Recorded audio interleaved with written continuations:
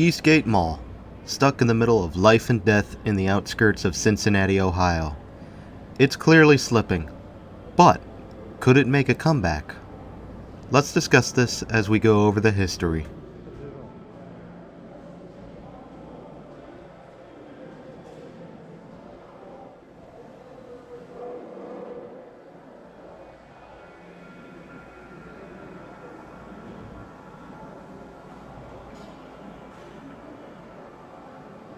Spearheaded by Jacobs, Visconsi, and Jacobs, the Eastgate Mall was constructed in 1974 and would be on track for an opening in September 1977. While looking up old newspapers to gather information on the mall, I had found that a number of real estate listings for residential homes in the area had touted their proximity to the future mall as the main selling point.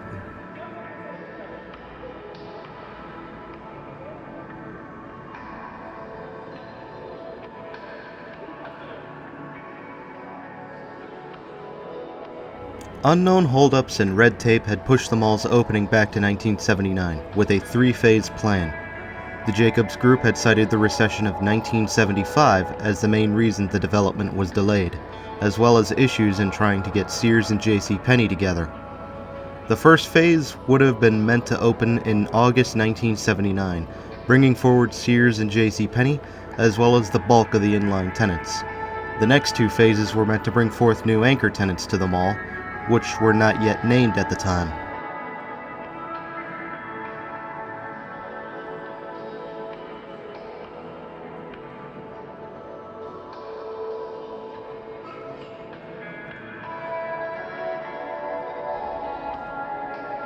Eastgate Mall's opening was pushed back again to 1980, possibly because of an antitrust lawsuit over tax abatements. But on March 5th, it would finally open with a ribbon-cutting ceremony. JCPenney and Sears were in with 90 inline storefronts. McAlpin's would arrive much later in 1992, and Kohl's would come in around October 1995. Around that same year, a food court would be established in the mall as well.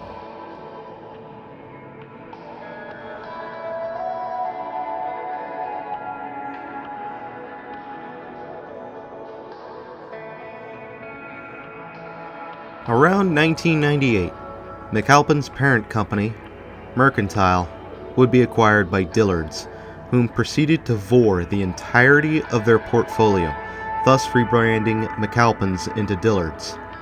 The people of Ohio did not really like Dillard's, as outlined by their subsequent evacuation out of the area over the years. Eastgate Mall is home to the only other remaining Dillard's in the Cincinnati region, the other being near Kenwood Town Center.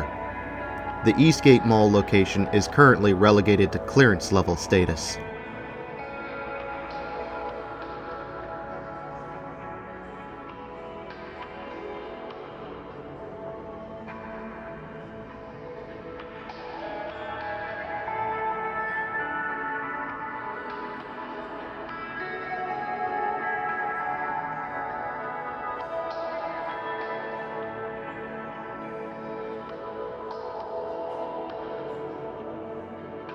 In 2003, the Eastgate Mall underwent a heavy renovation, changing its look to what we see in the video.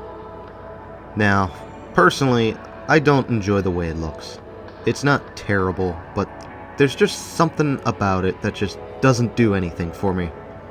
Of course, my opinion doesn't matter in this case, as this kind of blandification is approved by the masses.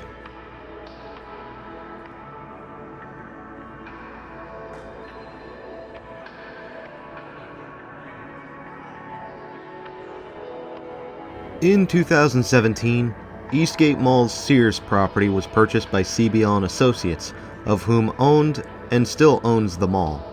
CBL also announced long-term plans for Eastgate Mall. At this time, the mall appeared to be slipping, but was still surviving. Plans included eventual demolition of the Sears building and then building something else in its place. Sears would remain open before its announcement of closure came in August 2019.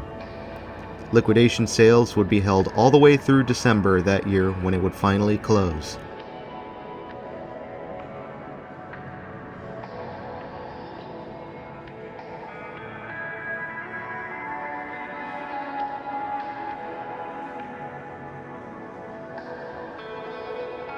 And now, 2020. Are you getting tired of me having to talk about this year? 'Cause I am. You get the picture. Malls were forced to close due to, it. While Eastgate Mall is reopened now, it is being hit with another issue. CBL & Associates is facing financial problems of its own and might be forced to sell its entire portfolio as it enters bankruptcy. And on top of that, Eastgate Mall has been listed as an endangered mall property. This leads me to believe that the future is going to be bleak for this mall.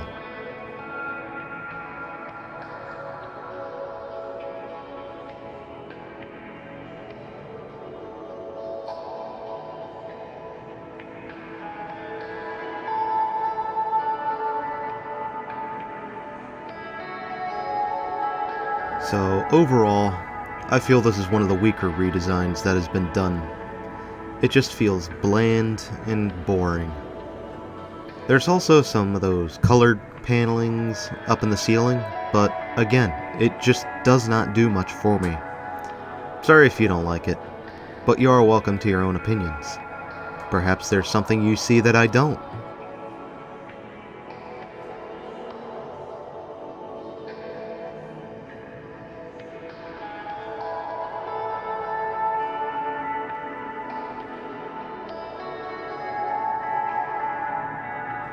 And of course, Sears. You knew it wouldn't last. In due time, they will all close. When that will finally happen? I do not know.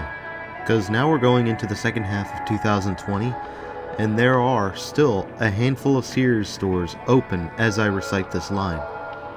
But back to Eastgate. What should come into Sears' place? That's going to be a harder question to answer thanks to, it.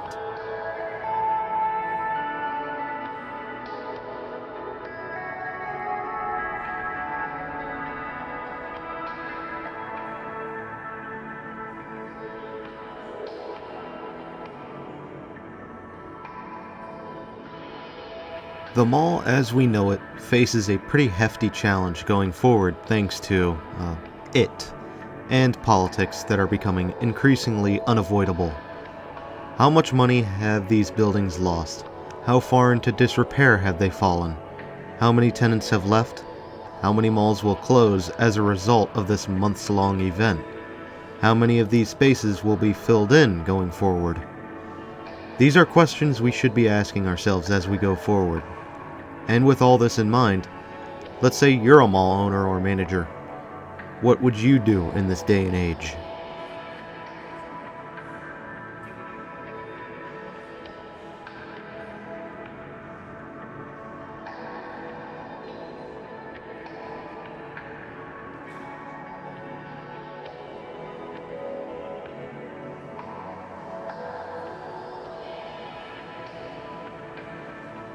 Anyway, we are beginning to wind down, and as we head out, I invite you to like the video, or dislike, and then comment about what you liked or didn't like.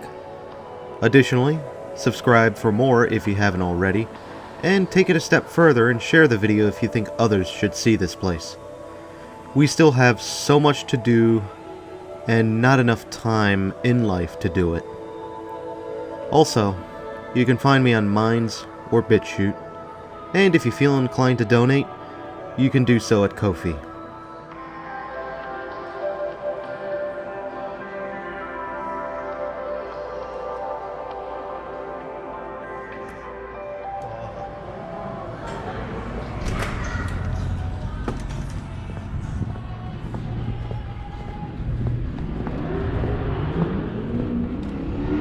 Well guys, until next time, this is Doomie Grunt, wishing you and the Eastgate Mall farewell, and good luck in this mad, mad, mad world.